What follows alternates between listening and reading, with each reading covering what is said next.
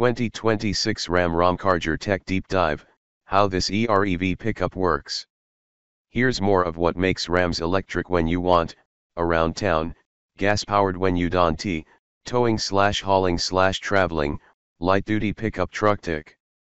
Sitting back and watching the electric truck market evolve seems to be paying off for Ram, which has delayed its pure BEV version, the Ram REV, until sometime in 2026, while hustling the extended range electric vehicle, EREV, to market in the second half of 2025.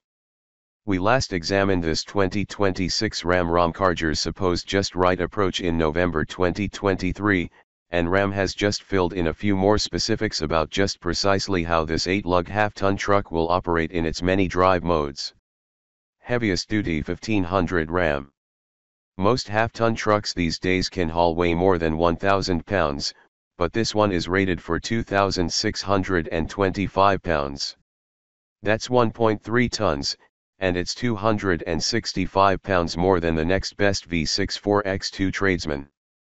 Furthermore, the Ram Charger's 5-link independent rear suspension boasts a gross axle weight rating, GAWR, of 5,700 pounds. That's 1,300 pounds more than any live axle ICE-powered 1,500 can manage, thanks to ultra-high-strength forged suspension links, reinforced hubs, and those 8-wheel studs and lug nuts securing the wheels.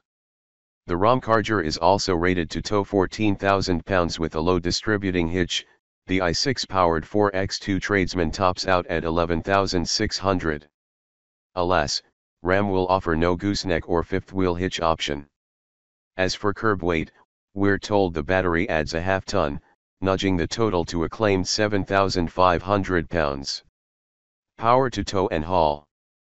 As we've detailed before, this is an electric truck with an onboard generator. Propulsion is always provided by two permanent magnet motors, rated 335 HP/310 lb-ft front, 333 HP/310 lb-ft rear, with each spinning a hefty 15:1 reduction gear. The onboard Pentasta V6 engine is tuned to send 271 HP and 226 lb-ft of torque directly into the 271 HP generator. From there, energy can go directly into the battery, directly to the front and rear motors, or it can send a little to all three. Peak acceleration requires engaging sport mode, which draws max power from the battery and generator, summing to 647 HP and 610 lb-ft of torque overall to deliver a claimed 0-60 mph time of 4.5 seconds. Conversely, when the battery is completely depleted, the most power you can draw is some efficiency percentage of the 271 horsepower the generator can make, and that's a brief peak number, with continuous horsepower being 174 horses. Nevertheless, Ram assures us that an empty battery Ram Charger has the suds to maintain a 114 miles per hour top speed unburdened, and when hooked to a 14,000-pound trailer it can still scale the Davis Dam, or else that tow rating wouldn't be legit. Onboard energy. The liquid-cooled, pouch-style battery pack, which uses an NMC cathode and graphite CO anode chemistry, contains 91.8 kWh of energy, a surprisingly modest 69.7 kWh of which are technically usable in providing 145 miles of EPA range. This ensures a conservative cushion for contingencies. The 400-volt architecture means DC fast charging from 20 to 80% will take 45 minutes, peaking at roughly a 177 kilowatts charging rate. The onboard 11 kilowatts AC charger can top up a low battery in 8 hours. The V6 will never fully charge the battery. An e-save mode orders the generator to preserve any state of charge above 50%, or to bring lower states of charge up to the halfway mark and hold there.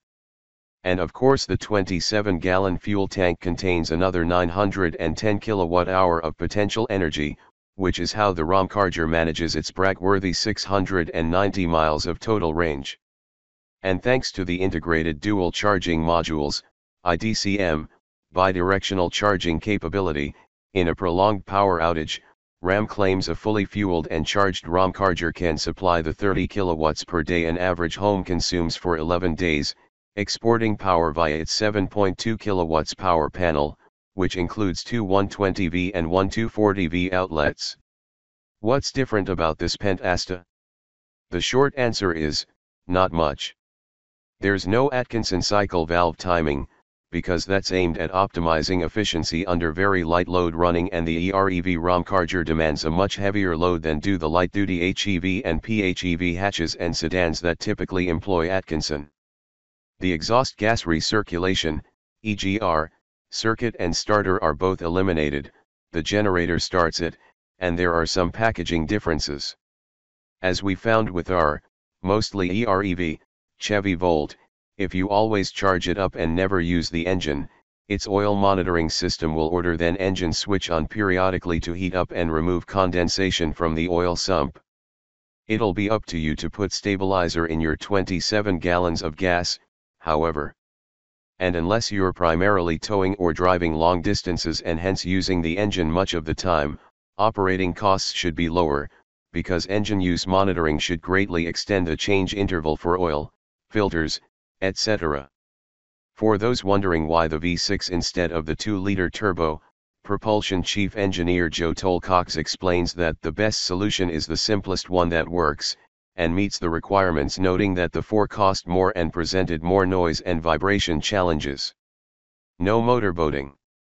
Absolute peak efficiency would demand the engine fire and run at its efficiency peak with a constant drone, or possibly to rev way up, and then slowly decrease revs as vehicle speed builds, but real-world people have demonstrated little patience with such counterintuitive noise signatures.